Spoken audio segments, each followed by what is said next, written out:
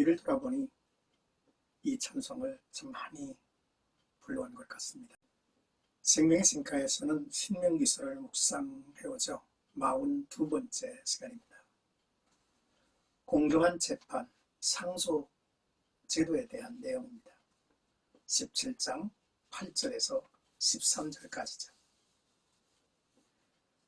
재판 규례 가운데 앞서 이미 재판관의 태도에 관해 언급한 모세는 이제 재판의 상소 제도에 관해서 설명합니다. 이는 모세오경 중 본문에만 나오는 특별 내용이기도 하죠. 지방재판정에서 판결하기 어려운 문제, 곧 서로 피를 흘리거나 다투는 사건과 서로 구타한 사건 등은 중앙성소의 제사장과 재판장에게 이첩할 수 있게 했습니다. 당사자들은 그 판결에 절대적으로 복종하도록 요구하고 있죠.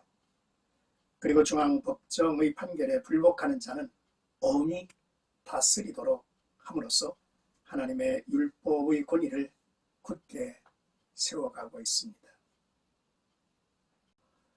먼저 8절에서 9절까지는 판결하기 어려운 일에 대해서 이야기를 시작하죠. 성도는 하나님이 세우신 교회의 지리와 지도에 순종해야 합니다.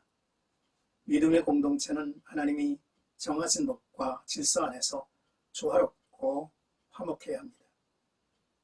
이스라엘은 하나님이 다스리는 공동체이죠. 하나님은 그들 가운데 난해한 사건이 일어날 때 그분이 택하신 곳에서 최고 법정을 열어 제사장과 재판장이 함께 주재하도록 했습니다. 최고 법정에 대한 규례로 신명기 16장에 묘사된 지역 법정에 관한 내용의 연속이죠. 공동체 가운데서 다투거나 피를 흘리거나 서로 간의 고소 사건 속에서 판결하기 어려운 문제가 일어나면 중앙성소에 가서 재판장과 또한 제사장에게 판결을 받아야 했습니다. 중앙성소의 재판장이 발전해서 후대 예루살렘 공의회, 일명 사내들인이 되었죠. 사내들인의 회원은 모두 71명으로 그 구성원은 24명의 재판장과 24명의 장로 그리고 23명의 랍비 학자들로 구성되어 있습니다. 이러한 재판의 절차를 주의 깊게 살펴보면 그 당시 최고 법정이었음을 알 수 있죠. 10절에서 11절까지는 재판의 공정성에 대해서 말합니다. 재판에서 가장 중요한 것은 공정성입니다. 중앙성소의 판결이 공정성을 상실한다면 아무도 가장 권위 있는 법정으로 인정하지 않을 것입니다. 반면에 중앙성소에서 율법의 뜻에 따라 공정한 판결이 내려졌다면 복종하여 반드시 그대로 시행해야 합니다. 우러나 자로나 치우치지 말라는 말씀은 주로 하나님의 법을 지킬 때 언급하죠. 이 말씀은 율법을 기록된 그대로 지켜야 한다는 의미를 강조하고 있습니다. 만일 우러나 좌로 치우치게 되면 하나님의 법의 도에서 벗어나게 되고 성경은 이를 가리켜 죄라고 합니다. 말씀에 선 한 사람의 냉정한 판단이 1000번의 조급하고 감정에 기운 협의회와 맞먹는 가치가 있다라는 말이 있죠. 모세는 이스라엘 공동체를 조직했습니다. 각 지파의 수령으로 지혜와 있고 인정받는 자들을 취하여 수령으로 삼되 곧 각 지파를 따라 천부장, 백부장, 50부장, 10부장과 조장으로 삼았습니다. 모세는 그때에 너희의 재판장들에게 명하여 이르기를 너희가 너희의 형제 중에서 송사를 들을 때에 쌍방간의 공정히 판결할 것이며 그들 중에 있는 타국인에게도 그리할 것이라.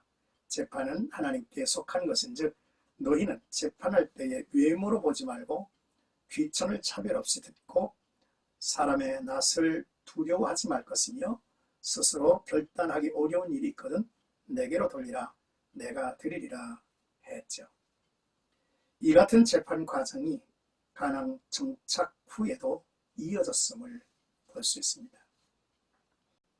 12절에서 13절까지는 지켜져야 할 결정을 거역하는 무법한 자는 이런 내용입니다.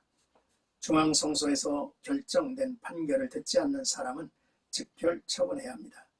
중앙성소의 상급 법정에서 내린 판결은 하나님의 법을 따라 하나님의 권위에 의해 내려진 최종 판결이기 때문입니다. 따라서 이에 불복한다는 것은 곧 하나님의 권위에 대한 도전과 거부 행위였기 때문에 마땅히 극형에 처할 수밖에 없습니다. 이들을 향한 처형은 이스라엘 중에서 악을 제하여 버리라. 그리하면 온 백성이 듣고 두려워하여 다시는 무법하게 행하지 아니하리라라는 말씀을 따르는 것이죠. 온 백성이 이로써 교만한 마음을 품지 않도록 하기 위함이었죠. 믿음의 공동체가 은혜만 강조한 나머지 법과 질서를 무시해서는 안 됩니다. 성도는 세상 법과 교회 법을 바로 알고 준수해야만 할 것입니다.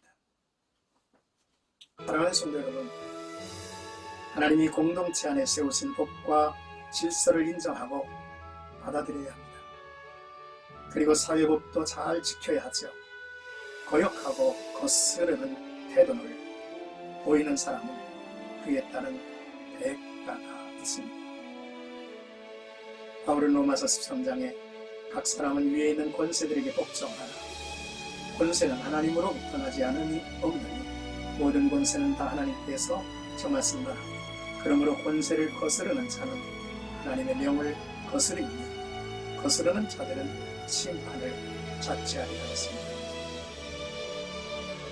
그러므로 성도는 불의와 죄악을 도모하는 권세자들이 세워지지 않도록 노력해야 하고 정의로운 세상이 되도록 기도해야 하며 또한 공동체 안에서 정해진 법을 잘 따를 수 있는 이러한 성실한 모습들이 있어야 될 것입니다. 오늘도 나와 여러분들 가운데 하나님의 은총이 가득하게 주의 이름으로 축복합니다.